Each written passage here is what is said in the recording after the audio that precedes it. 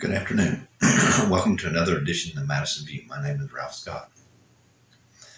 I want to continue talking in detail about the Republican Party's control of the House and all the news they're making about the deficit and the spending and how they plan on spending money. How they're the saviors of the world when it comes to our budget.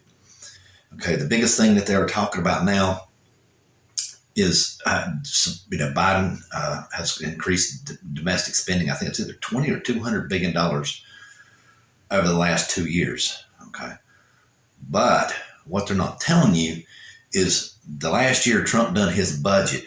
The budget deficit was $2.77 trillion. Okay, Biden's budget deficit the whole entire time frame has been $1.2 trillion. So he's taken the budget deficit well over half down. He's cut it by half, well over that, and increased spending as well. So that goes to show you that that raising taxes isn't the demon that the Republican Party makes it out to be. We got to be honest now. Nobody really wants to pay more taxes. I mean, you got to be truthful about it. I mean, there's no ifs, ands, or buts about it. But there's an old saying: freedom isn't free. We're either going to pay for it because we had to fight a war, or we're going to have to pay for it with our money. It's just a fact of life. Capitalism and freedom are not free. It costs money.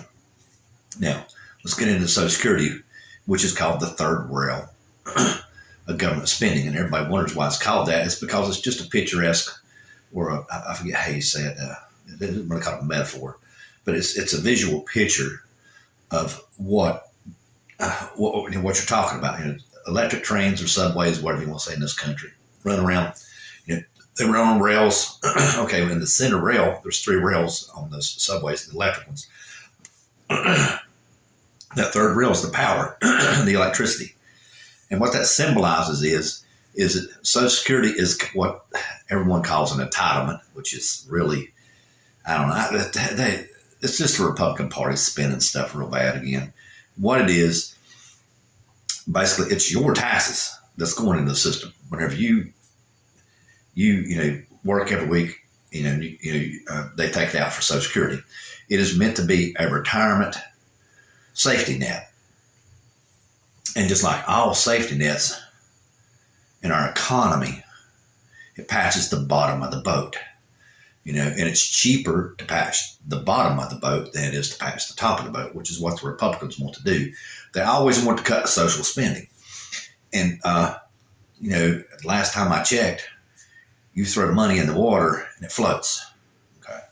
So basically, you keep the bottom of the economy patched up. Basically, is what it comes down to with social spending. So the boat floats, and as long as the boat floats, everybody does good.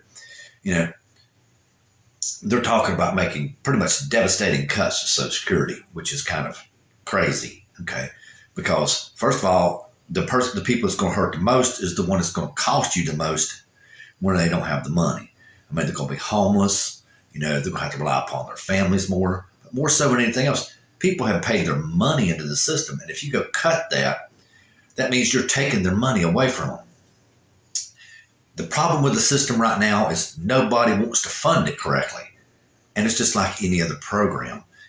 It's just like a retirement account. If you do not fund your retirement account enough, it's not going to be worth anything when you go to retire.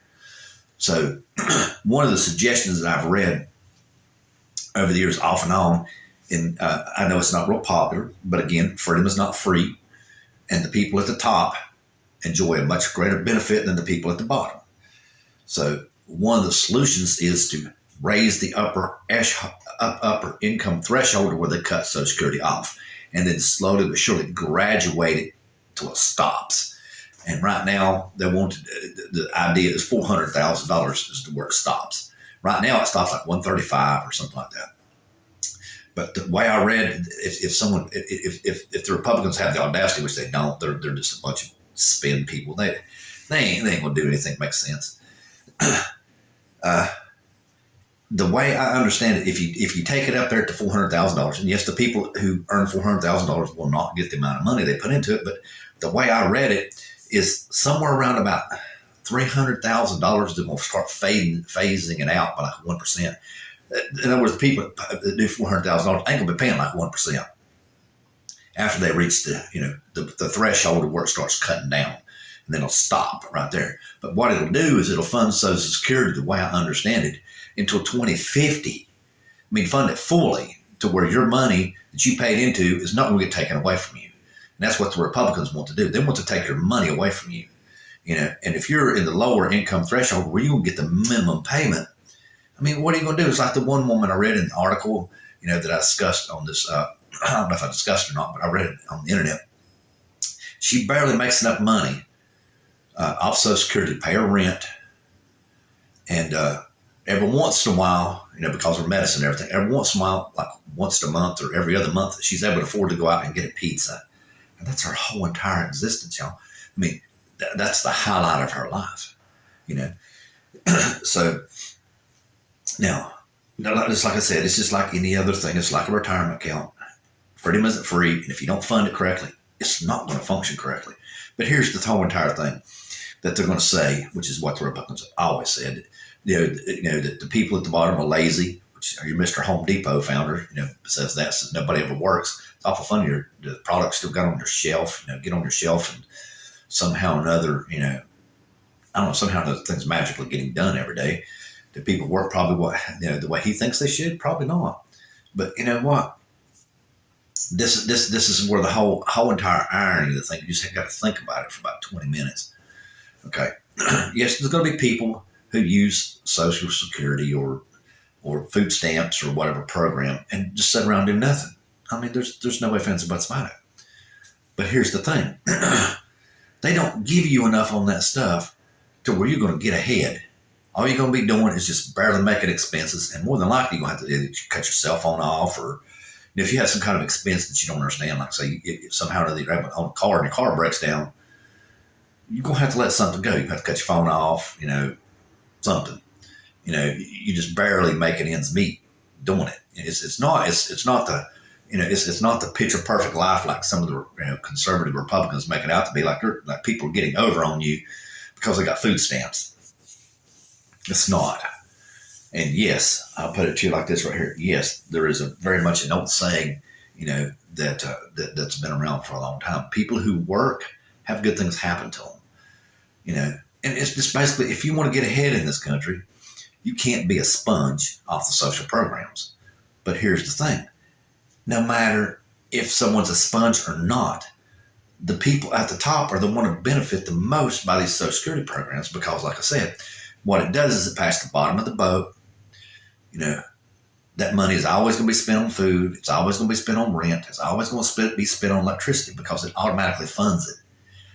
Like I said, the people who own the homes, and I did more research on it, the average income for someone who rents a house is actually $97,000. So it's actually higher than what I said, which is what I thought. I thought it was probably close to 100,000. I was right, but I just didn't want to say that without researching a little bit.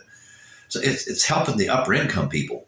It's not helping the lower income people. So like I said, again, I don't even understand why they even whine about this stuff. So what, they sit around on their butt and they don't ever get anywhere.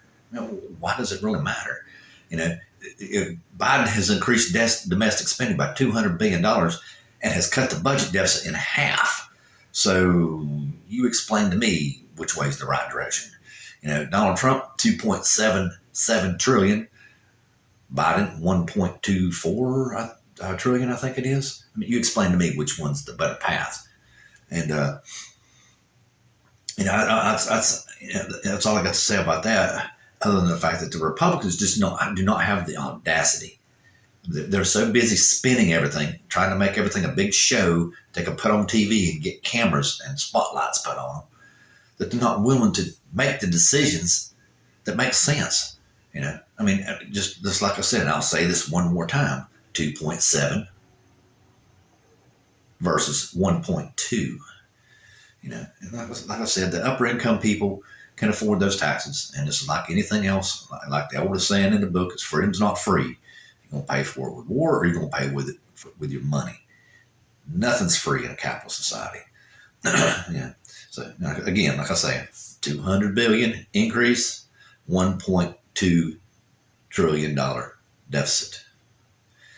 Trump spent $200 billion less and had a $1.5 trillion deficit higher. Where'd that money go?